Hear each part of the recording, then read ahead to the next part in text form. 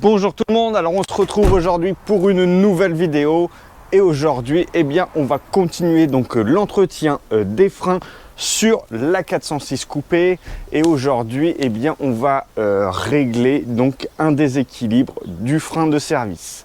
C'est parti. Donc précédemment on avait fait le remplacement des disques et des plaquettes de frein à l'avant, on a fait également les disques et plaquettes de frein à l'arrière.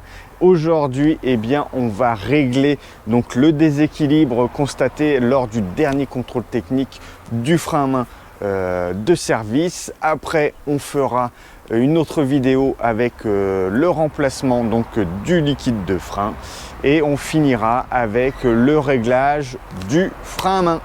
Voilà, allez, on attaque. Voici donc le procès verbal du contrôle technique, du dernier contrôle technique de la voiture et on peut voir les performances du frein de service avec un déséquilibre arrière. Alors on est sur une défaillance mineure mais moi mon but c'est qu'il n'y ait plus rien ici et du coup si on se penche un petit peu plus bas, voilà, on va avoir un petit peu plus de détails. Voilà, donc on peut voir ce qui a été calculé lors du dernier contrôle technique, donc frein à main de service. On a calculé les forces de freinage, on a constaté donc un déséquilibre. Donc à l'avant, côté gauche, on est à 265, côté droit on est à 268, donc on est pas mal, il y a 2% d'écart. Par contre à l'arrière c'est un petit peu plus, on est à 185. Contre 146 à droite. Donc il y a la droite qui freine moins bien. Voilà.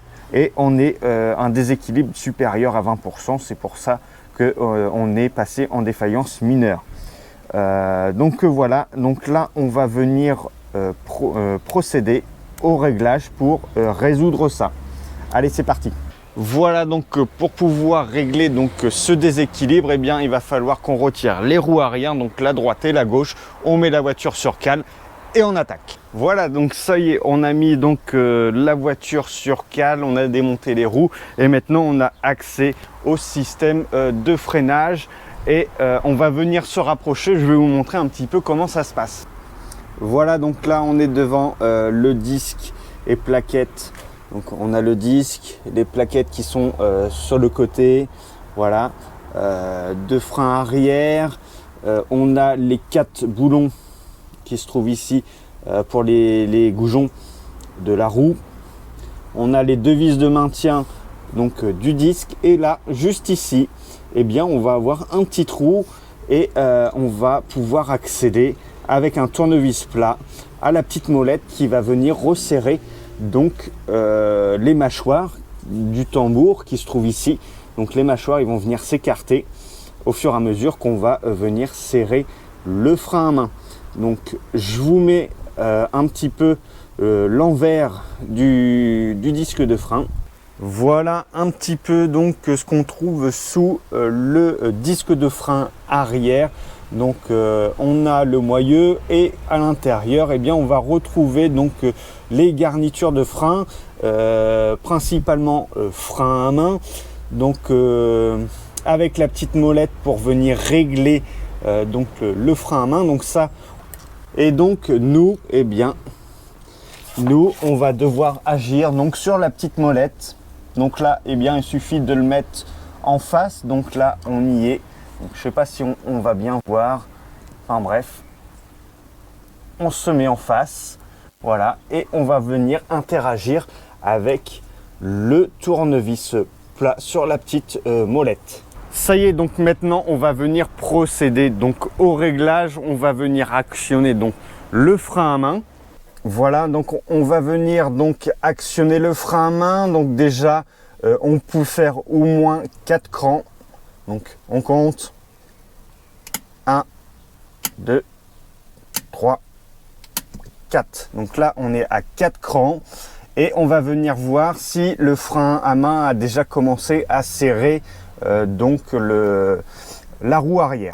Voilà, donc là, on se retrouve donc devant les tambours, devant les disques et les plaquettes de frein.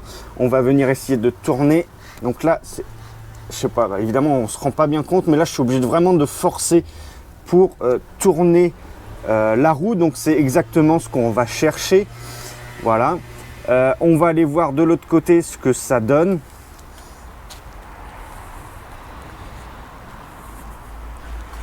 Voilà, donc on arrive de l'autre côté, pareil, devant le disque et plaquette.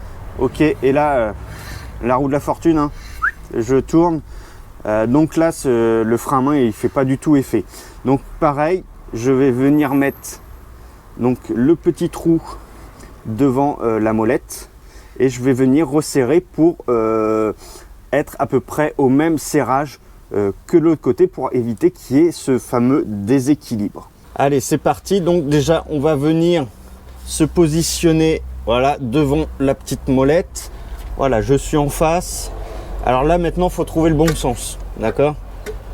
S'il y en a qui savent dans quel sens ou d'une petite astuce pour le savoir. Donc là, à mon avis, c'est dans l'autre sens. Voilà. Et puis on y va petit à petit. Voilà, non, ça bouge encore. Ok.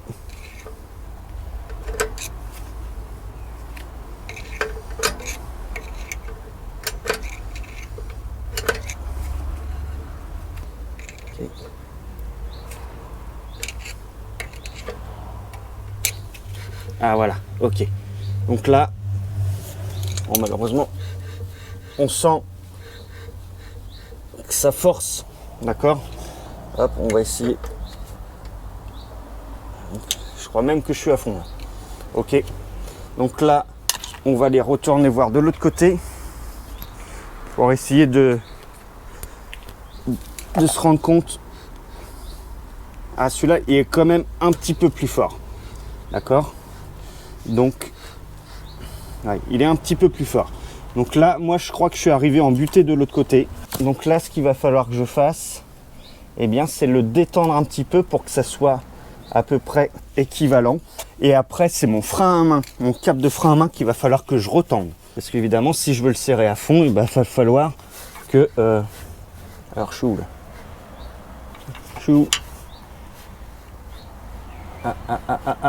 Ici.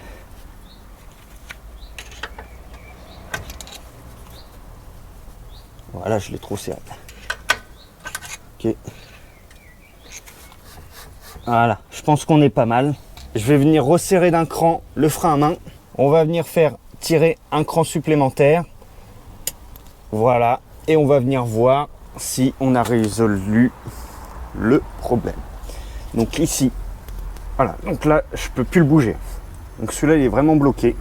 Maintenant, on va voir si l'autre est bloqué. Voilà. Ah, ça y est. Ça y est. Donc là, on est au même cran, les disques qui sont bloqués au même cran. Donc on a réussi à réduire donc le déséquilibre, à réduire donc le pourcentage de déséquilibre du moins. Maintenant, si c'était pas le cas, enfin si on n'y arrivait pas vraiment à diminuer donc cet écart, eh bien c'est que on avait certainement des mâchoires qui sont fatiguées et donc voilà. Donc là, dans la prochaine étape, on va venir retendre donc mon cap de frein à main, tout simplement parce que là, on commence à monter haut. Je crois qu'on est au 6e cran. Donc sachant que c'est le 7e maxi, après on a une course du frein à main de service qui est longue et ça va être encore spécifié sur le contrôle technique. Voilà, j'espère que ça va pouvoir vous aider pour votre voiture.